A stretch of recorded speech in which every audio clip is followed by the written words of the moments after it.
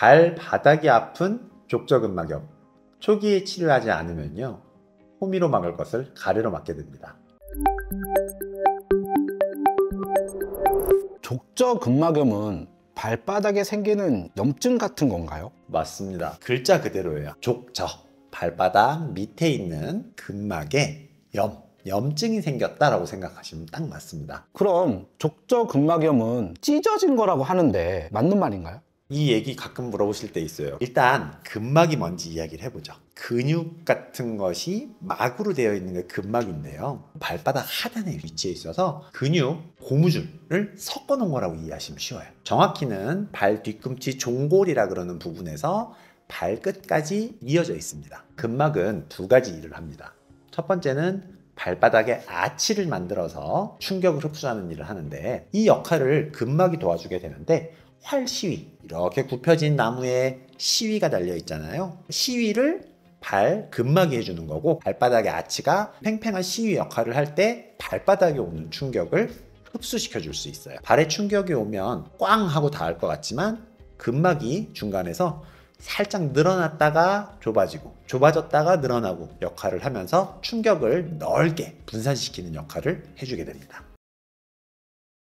안녕하세요, 건나물TV입니다. 5월 가정의 달을 맞이하여 건나물TV에서 공동구매 상품을 소개하고자 합니다. 150년 산삼 진액 백삼 보감입니다. 산삼은 면역력을 지켜주는 진세노사이드와 사포닌 함량을 비교해보면 홍삼보다 19배 이상 많이 들어있고, 홍삼에는 극소량 들어있는 희귀사포닌 RG3도 한 포에 3g이나 들어있어서 50대 이상 중년에게 매우 효과적이라고 합니다. 가정의 달 건강 선물을 고민하고 계시다면 이번에는 홍삼보다는 150년 자연산삼으로 만든 백삼보감으로 드리는 건 어떨까요? 가격은 최저가 금액으로, 할인 혜택은 4월 19일부터 5월 3일까지 2주간만 적용이 됩니다. 구매 방법은 영상 더보기란 고정 댓글에 링크를 클릭하시면 구매가 가능합니다. 인터넷 구매가 어려우신 분들은요, 070-4060-0081 전화를 하셔서 건나물TV를 보고 구매하고자 합니다 라고 말씀해 주시면 건나물TV만의 할인된 금액으로 구매 안내를 받아보실 수 있습니다. 몸이 예전 같지 않고 평소 기력이 없으신 분,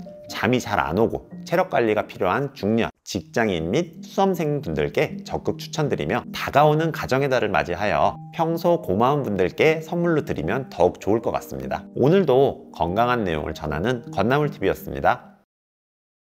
우리가 염증이 있습니다 라고 하는 것은 근막이 심하게 자극을 받았을 때 생기게 되는 것을 이야기합니다. 일반적으로 충격을 계속 흡수해주는 일을 해주고 있는 것들이 좀 심한 충격을 받게 되면 염증이 생기는 건데, 바닷가에 가면 밧줄이 사가져 있는 거 많이 보셨을 거예요. 틀어져 가지고 손상이 돼 있고 찢어져 있잖아요. 그런 것처럼 근막도 염증이 생기면 뼈랑 붙어 있는 그 막 조직들이 뜯어지면서 염증이 생깁니다. 기본적으로 족저근막염입니다 라고 이야기할 땐 근막에 염증이 있는 거지만, 환자가 와서 병원에 찾을 때쯤 되면 근막 자체가 미세한 손상이 반복이 돼서 약간 너덜거리는 그런 느낌인 상태로 돼 있어서 찢어진 겁니다 라고 이야기를 하기도 하는 거죠. 족저근막염은 왜 생기고 증상은 어떤 게 있을까요? 족저근막염이 왜 생기는지 궁금하실 수 있어요. 크게 6가지 정도가 있을 수 있어요. 예를 든 거기 때문에 이유는 더 많을 수도 있고요. 근본적으로는 발바닥을 너무 많이 써서 생기는 상황인 거고요. 일단 6가지로 제일 많은 거는요, 선천적인 평발입니다. 원래 구조적으로 근막이 자극되기 쉬운 조건인 사람들일 때 생길 수 있고요.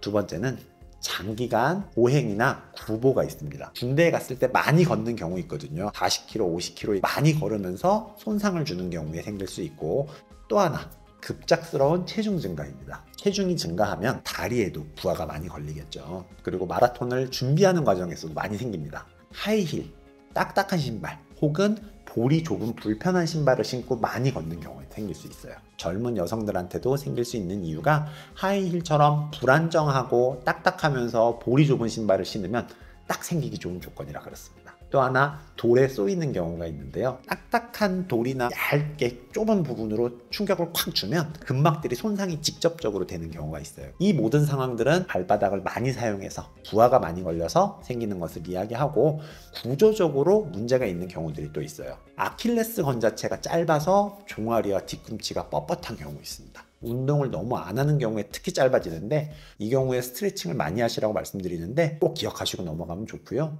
또 하나는 발목을 발바닥으로 구부리는 능력이 약해진다고 생각하기 쉽습니다. 피디님이 물어보신 게 뭐였냐면 증상이 도대체 뭐가 있나요인데요. 발이 아플 때 다 족저근막염이 아닙니다. 앞으로 말씀드릴 내용들에 해당이 돼야 족저근막염일 수 있는 거라서 한번 쭉 들어보시고 이거 내가 그런데 싶으시면 족저근막염 의심해 볼 수 있습니다. 첫 번째는요. 아침에 일어나서 첫 발을 내딛었을 때 아플 때입니다. 대부분 아침에 일어날 때는 발이 안 아파야 되는데 일어나서 딛자마자 발이 찢어지는 것 같아요 라는 것을 호소할 수 있고요.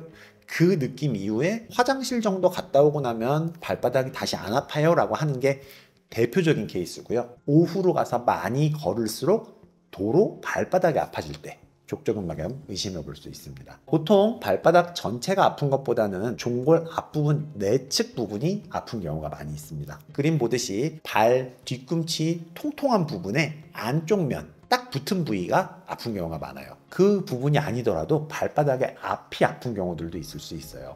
하지만 발바닥의 앞이 아프면 종자관염이라든가 지간신경종 같은 걸 의심할 수 있는 경우도 있기 때문에 병원을 찾아서 다시 진단을 받을 필요가 있습니다. 그래서 발바닥이 일단 아픈 게 한 주 정도 지났는데도 지속되고 있습니다. 혹은 점점 더 불편해집니다 라고 하시면 참지 마시고 병원에서 치료를 시작하시는 게 좋습니다.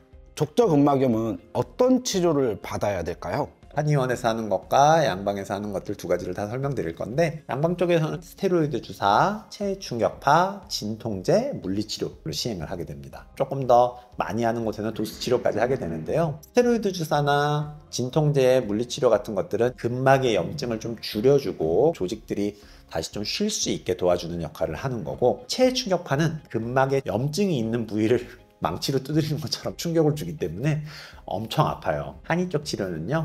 봉약침, 태반주사, 침치료, 물리치료, 그리고 뜸 같은 것들을 시행을 하고 있습니다. 기본적으로 좋다 나쁘다 할 것들은 없고요. 주의할 거는 스테로이드에 대한 것들 조심할 거 한 가지가 있고 밧줄이 삭는다는 식으로 설명을 했었는데 염증은 확 줄여주는 대신에 근막이 더 사가지는 경향성이 있습니다. 당연히 양방의 선생님들도 조심해서 시술하실 거기 때문에 큰 걱정은 안 하셔도 되지만 알고는 맞으셔야 되는 게 있고 한의치료 기준에서는요 침치료, 태반주사나 봉침치료를 하고 있는데 이 주사들도 손상된 조직들이 다시 회복될 수 있게 도와주고 튼튼해질 수 있게 만들어지는 역할들을 하는 거고요. 한의치료 기준에서는 주에 2번에서 3번 정도 치료를 오셔서 3주 만에 나으면 어휴 빨리 잘 나았네요 라고 말씀을 드리고 있습니다. 양방도 마찬가지라서 짧으면 3주, 길어지면 수개월까지 걸릴 수 있는데 초기에 생기자마자 오시면 한 3주, 4주 만에 잘 낫게 되는 거고요. 중간에 개발을 했습니다.